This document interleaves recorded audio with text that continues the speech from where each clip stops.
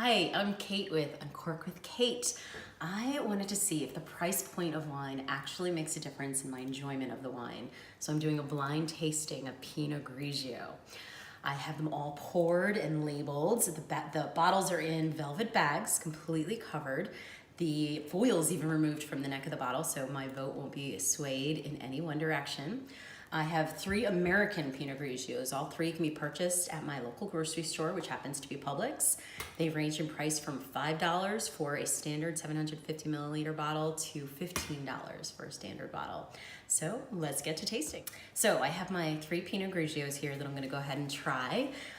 First thing I notice when I look at them, all 3 are very light in color, which you expect with a Pinot Grigio. They're not usually that buttery gold color.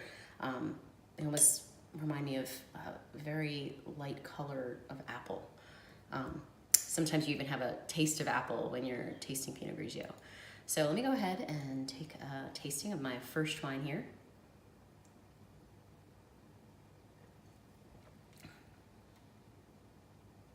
That was definitely enjoyable.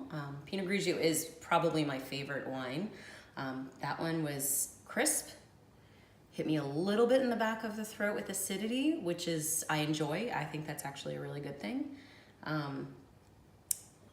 It tasted like it had just had the right temperature, and I would love to drink that again. Absolutely. Let me go for my second wine. Now I noticed, which was weird, all 3 of these bottles were in my refrigerator in the same exact place, but this particular glass has more condensation on the outside, as if it's almost colder. So I'm not sure what that is about, but let's go ahead and taste. First thing I always do is I smell as I'm tasting, just because it helps you really take in the wine. As I'm sitting around with my girlfriends, I don't necessarily stick my nose in the wine glass every single time, but when I first taste it, I generally do.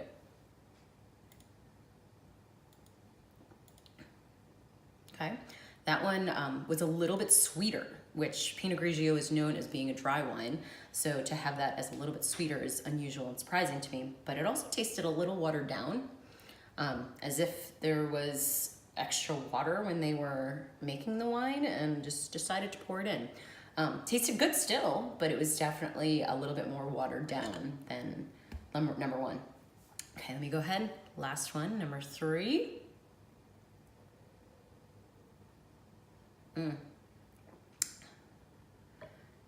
Number 3 I can definitely drink, but this is gonna sound a little weird.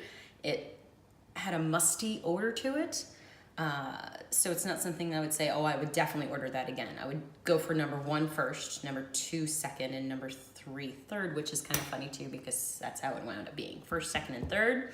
But let me go back, because maybe something's weird with that. Let me go back to my first one and see if I change my opinion after having that third.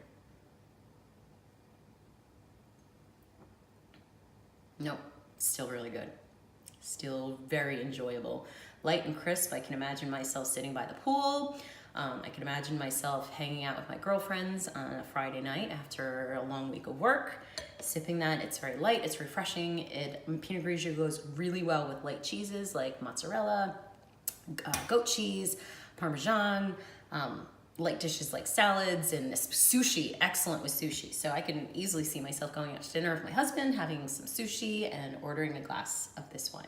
So let's do the reveal now. One more sip first. That is definitely enjoyable, definitely enjoyable. Okay, number 1. As I said, all of the bottles were covered. So, this is Francis Coppola, the Emerald Label Pinot Grigio 2017, and it is my $15 bottle of wine. Of course, it's the most expensive. So, well, there I go. Okay, let's take a look at number 2. Number 2 is what I actually expected. It was the Barefoot, which is a $5 bottle of wine. So that leaves my $10 bottle of wine in between. And this one is the Robert Mondavi that I got at Publix. It is the private selection. So without a doubt, I would absolutely choose the Barefoot over the Robert Mondavi. and save myself $5 for sure. I think the Coppola, I would definitely enjoy that on a more special occasion, but if I was drinking casually, probably pick up the Barefoot, which is very surprising to me. I didn't expect it to taste as good as it did. So, do you have a favorite Pinot Grigio? Tell me about it in the comments below. I'd love to hear your recommendations.